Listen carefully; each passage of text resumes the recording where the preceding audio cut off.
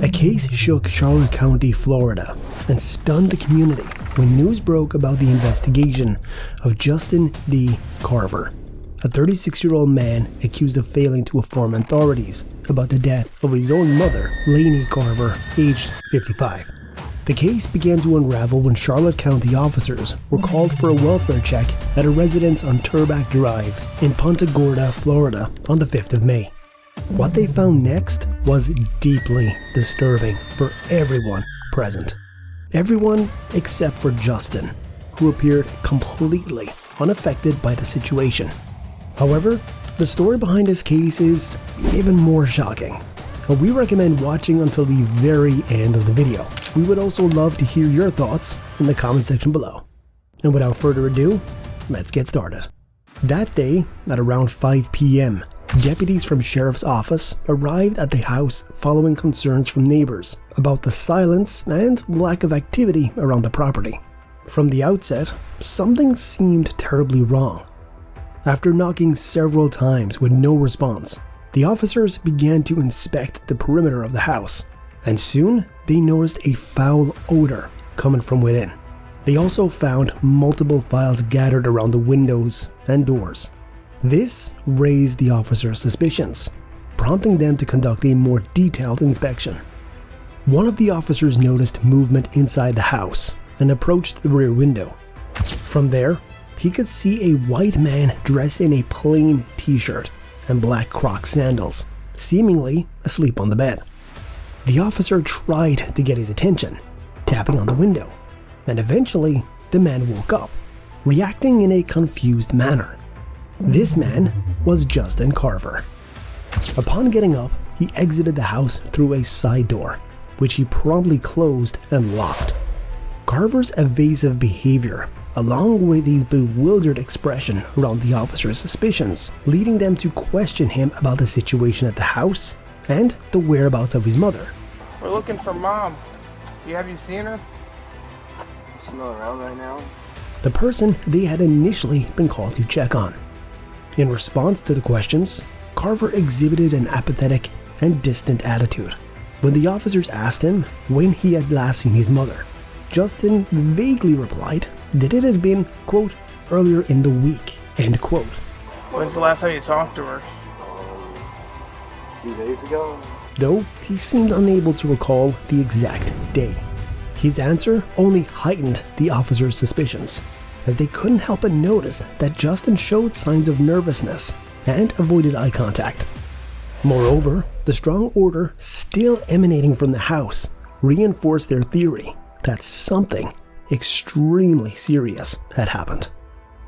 When the officers attempted to enter the home, Carver tried to block their way, claiming he didn't have a key to the front door.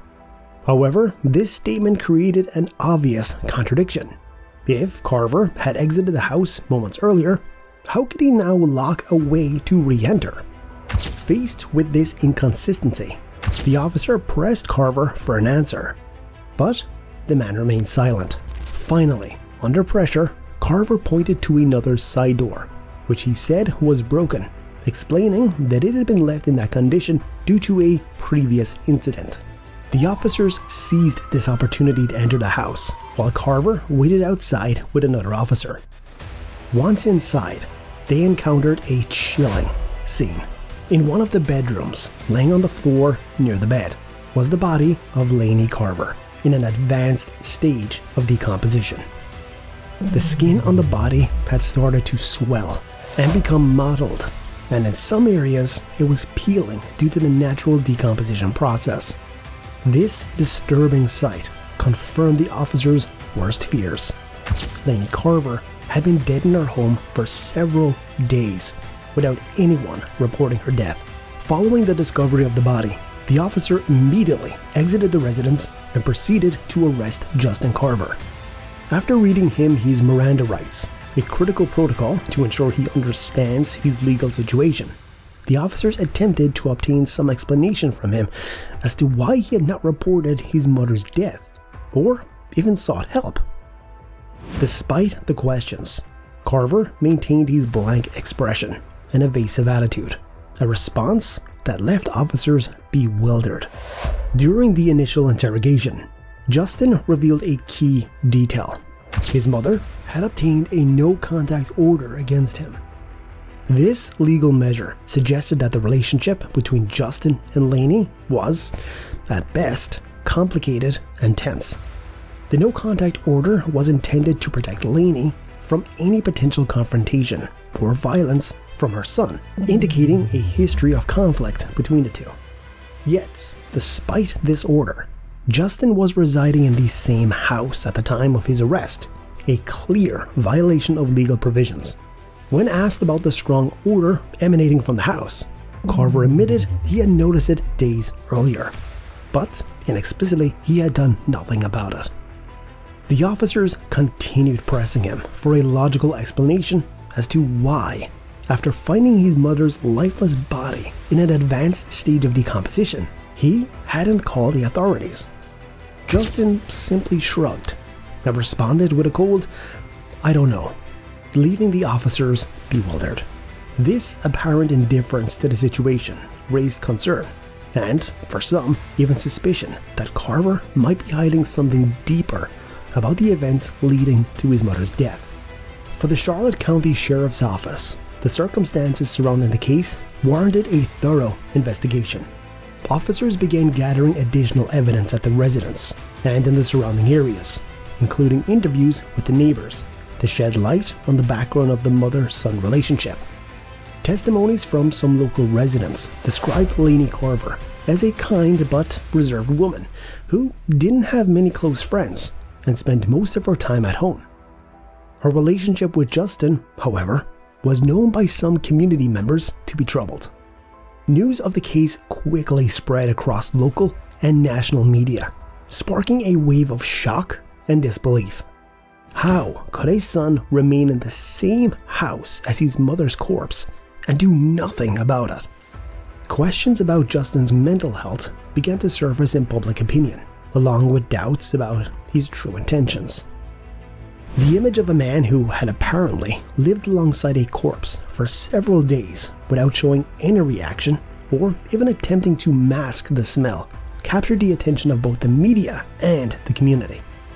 With Justin now in custody, the authorities announced that they would work to bring the case to court and establish any relevant legal responsibilities. The next hearing was scheduled for the 24th of May, where Carver was expected to face the charges and provide some kind of explanation before the court. Meanwhile, Charlotte County remained in a state of anticipation, with Lainey's neighbors and relatives waiting for the mystery surrounding her death to be resolved and for clarity on the role Justin Carver played in this dark episode. As the case progressed, investigators sought to understand Justin Carver's motivations for not reporting his mother's death. Carver's apathetic response during the initial interrogation was only the beginning of a complex legal process in which, despite the apparent simplicity of the crime, the situation posed several questions. The preliminary autopsy of Lainey Carver revealed that she had died several days before being found, meaning her body had been decomposing while Justin continued living in the same house. Authorities disclosed further details about the evidence found at the residence. The condition of the body and the surroundings suggested that no one had attempted to clean or even disguise the scene, a fact that reinforced the impression of disinterest and neglect that officers had observed in Carver from the start. However, Justin's lack of intervention still remained a mystery. He hadn't even attempted to cover up the situation or even dispose of the body, as seen in some other cases we've covered in previous videos on this channel. In his statement to investigators, Carver offered details that were confusing and unconvincing. He claimed that, upon discovering his mother's body, he experienced a kind of mental block, and he didn't know what to do. He argued that he had been in a state of shock that prevented him from acting rationally. However, the time had passed, and his ability to continue with daily activities without contacting authorities largely contradicted this claim. During the investigation, officers examined the Carver's family's background. They discovered that Lainey had requested the no-contact order after a series of incidents in which Justin had shown aggressive and erratic behavior. According to neighbors and acquaintances, Lainey had tried to lead a quiet life and expressed concern about her son's unstable behavior on several occasions. Although this context did not prove a direct criminal act, it did provide a backdrop of tensions that could explain the distant and strained relationship between mother and son. With the accumulation of evidence, county prosecutors began preparing a strategy for presenting the case in court. At this stage, their main objective will be to demonstrate Justin's extreme negligence in failing to report Lainey's death, an act that could be considered crime under certain jurisdictions, particularly if it is determined that his inaction caused emotional suffering or contributed to deterioration of the scene's conditions. Carver's defense, on the other hand, argued that Justin's psychological state had rendered him unable to respond appropriately, requesting a psychiatric evaluation to shed light on his behavior. In response, prosecutors presented experts who argued that, even in a state of shock, Carver's behavior was abnormal. A key point discussed with Justin's ability to continue with normal activities in the days following his mother's death, indicating that he was not in a state of paralysis or incapacity, but rather one of extreme indifference. Meanwhile, the case continued to generate extensive media coverage. The public began questioning the failures within the family and social system that could have prevented such a tragic situation. Could Adult Protection Services have intervened earlier to protect Lainey from her son, given the history of the issues? Were there prior warning signs that neighbors or friends might have overlooked? The case seemed to reflect not only an isolated crime, but also potential gaps in support for vulnerable individuals in situations of domestic conflict. On the 24th of May, Justin Carver appeared before the court in a preliminary hearing where the charges against him were read. The courtroom was packed with journalists, family members, and community members who wanted to see the man who had left his mother without help for days. The prosecution presented a summary of the initial findings, including forensic evidence and the condition of Lainey's body. The arguments focused on proving that, while Justin had not physically caused his mother's death, his indifference towards her passing and failure to notify authorities constituted a form of criminal negligence. Justin's defense requested that the judge consider the possibility of a psychological evaluation for their client before proceeding with a formal trial. They argued that Carver's behavior indicated signs of untreated mental health issues, possibly a form of psychosis or severe emotional disorder that had left him unable to make rational decisions at the time. Justin's lawyers insisted that his unusual reaction might be explained by underlying mental health disorders. The judge accepted the petition and ordered a comprehensive psychiatric evaluation of Justin Carver to determine his mental state at the time of the events. This examination could be crucial in establishing whether Carver was aware of his actions and the consequences of his inaction, which would influence the type of charges he might face. If it were demonstrated that he had a disorder that prevented him from making coherent decisions, the defense could argue for diminished criminal responsibility. However, if he was deemed to have acted consciously and voluntarily, then the charge of criminal negligence could proceed with greater weight. The legal process continued to move forward, yet the mystery surrounding Justin Carver remained unresolved.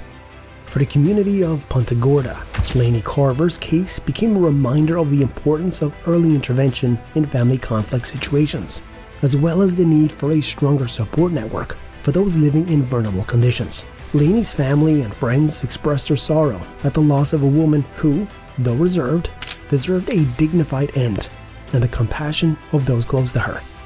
The words of a close friend of Lainey's resonated through various local media outlets.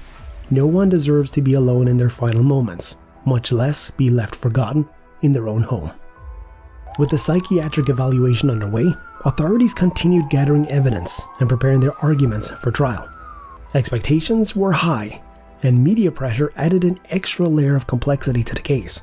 Justin Carver's trial would not only determine his responsibility for his mother's death, but also society's stance towards indifference and neglect in critical family situations.